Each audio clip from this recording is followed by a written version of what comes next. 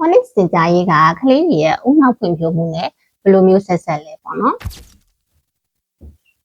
ဒီစလုံးလေးပေါ့နော်ဒီစလုံးလေးကို flash card မှာရေးထားတယ်ဆိုရင်ကလေးက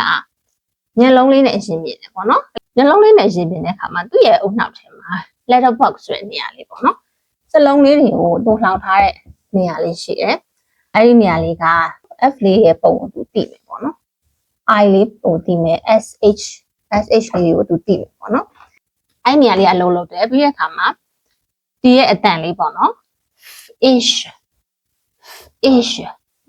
ဆိုပြီးတော့အတန်လေးတွေကိုမှတ်သားထားတာလေးတွေကိုသူ process လုပ်မယ် okay fish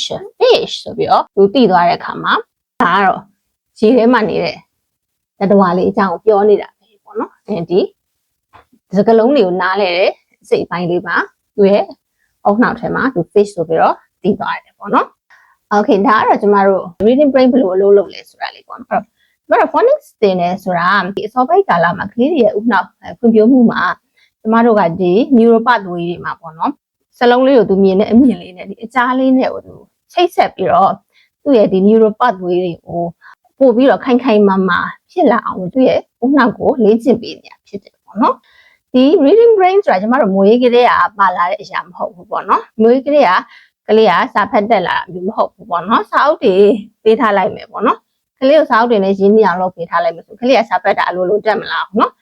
ကလေးကစာဖတ်တာတက်ဖို့ကျမတို့ကသူ့ရဲ့အုံနှောက်ထဲမှာ neural connection တွေကိုတိဆောက်ပေးရတာပေါ့နော်ဘယ်လိုနည်းနဲ့တိဆောက်ပေးလဲဆိုရင်ဒီ letter လေးတွေကိုသူမြင်လိုက်တဲ့အခါမှာသူ့ရဲ့ letter box တွေမှတ်မိတော့ဒီ letter လေးအမြင်နဲ့ဒီ letter လေးတွေပုံရိပ်ပုံသဏ္ဍာန်လေးတွေကိုသူမှတ်မိနေတာသူ့ရဲ့ letter box လေးထဲမှာတူလောင်သိမ်းစီးပြီးတော့ရှိနေအောင်ကျမတို့ကလေ့ကျင့်ပေးတယ်အဲ့ဒီရှိနေပြီးသွားပြီဆိုရင်ဒီရဲ့အတန်လေးပေါ့နော် F ကိုမြင်လိုက်တာနဲ့ဆိုတဲ့အတန်လေးထွက်ရမယ် I ကိုမြင်လိုက်တာနဲ့ဆိုတာလေးထွက်ရမယ်နော်နောက် SH ကဆိုတဲ့အတန်လေးထွက်တယ်ဒီတော့ခုပေါင်းလိုက် fish ဆိုပြီးတော့အတန်လေးတွေကိုဒီ phonological processing ပေါ့နော်အတန်လေးတွေကိုဒီ process လုပ်ပြီးတော့ fish ဆိုတဲ့အတန်လေးရလာအောင်သူလုံနိုင်သွားတယ်ဆိုတဲ့ skill ကိုကျမတို့တိဆောက်ပေးနေဒီနောက်ဆုံးပေါ့နော်ဒီဘာအကြောင်းကိုပြောနေရလဲသူဖတ်နေတဲ့စလုံးကဘာလဲဒါမျိုးလေးတွေကိုအထိရောက်အောင်ပေါ့နော်ကျမတို့ဒီ reading comprehension ပေါ့ meaning ကိုအဓိပ္ပာယ်တွေကိုနားလည်တဲ့အထိရောက်အောင်လို့ကျမတို့က phonics သင်ကြားရေးကလေ့ကျင့်ပေးရတယ်ပေါ့နော် okay ဒါဆိုရင်ကျမတို့မှာ flash card လေးတစ်ခုပေါ့နော်ဆွဲပြမယ်ပေါ့ဒီတမှာ flash card လေးတစ်ခုရှိတယ်ပေါ့နော်ငါးပုံလေးနဲ့အောက်မှာ fish လို့ရေးထားတယ်ပေါ့နော်ဒါလေးကိုဒီမှာ flash card လေးနှစ်ခုရှိတယ်ပေါ့နော်ဒီဘက်မှာ fish ပဲပေါ့နော်စလုံးမဲ့ပါရွက်မှာပုံပါတယ်ပေါ့နော်ဒီနှစ်ခုကပါကွာလဲပေါ့ဒီနှစ်ခုကပါကွာလဲဆိုရင်ကလေးကိုဒါလေးကိုပြလိုက်မယ် what is this can you read this ပေါ့နော်ဒါလေးဖတ်နိုင်လားဘာရေးထားလဲဒီက fish လို့ပြောရင်ကျမတို့သူစာဖတ်တတ်ပြီလို့ယူဆလို့မရဘူးပေါ့နော်စာဖတ်တတ်တာလည်းဖြစ်နိုင်တယ်ပုံပုံကြည့်ပြီးတော့သူခံမှန်းတာလည်းဖြစ်နိုင်တယ်ပေါ့နော်အဲ့တော့ကျမတို့ကခါလေးကြလို့ရှိရင်ပုံလေးတွေကိုအသုံးပြုရပါမယ်နော်ပုံလေးတွေကိုအသုံးပြုပြီးတော့ကလေးတွေကိုသိကြရမယ်ဒါပေမဲ့ကလေးတွေတကယ်စာဖတ်နိုင်လားမဖတ်နိုင်လားဆိုတော့သိချင်တော့ဒီပုံလေးကိုပြရတယ်ပေါ့ဒီဘက်ကflash card လေးလိုမျိုးသူ့ကိုပြပြီးတော့ဒါမှမဟုတ် whiteboard မှာရေးပြီးတော့ဒါလေးကိုသူမြင်လိုက်တာနဲ့မလေးစီတီသူဆက်နိုင်လားပေါ့နော်ဒီလိုမျိုးလေးတွေ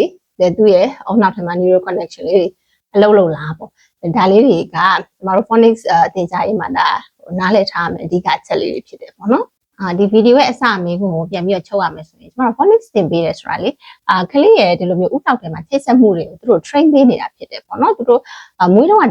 ပါလာတဲ့အရာမဟုတ်ဘူးပေါ့နော်မွေးတော့ပါလာတဲ့အရာမဟုတ်ဘူးကျမတို့ကသူတို့ရဲ့ငွေရွယ်စဉ်ကာလပေါ့နော်ဒီ4 နှစ်5နှစ်ကနေပြီးတော့ဒီလို10နှစ်အရွယ်လောက်ကလေးတွေမှာသူတို့စာဖတ်ခြင်းဆိုတာကိုသင်ကြားပြီးတော့ဒီ phonics ဆိုတာကိုသင်ကြားပြီးတော့ကျမတို့ကသူတို့ရဲ့ reading brain လေးတွေကိုတိဆောက်ရတာဖြစ်တယ်ပေါ့နော်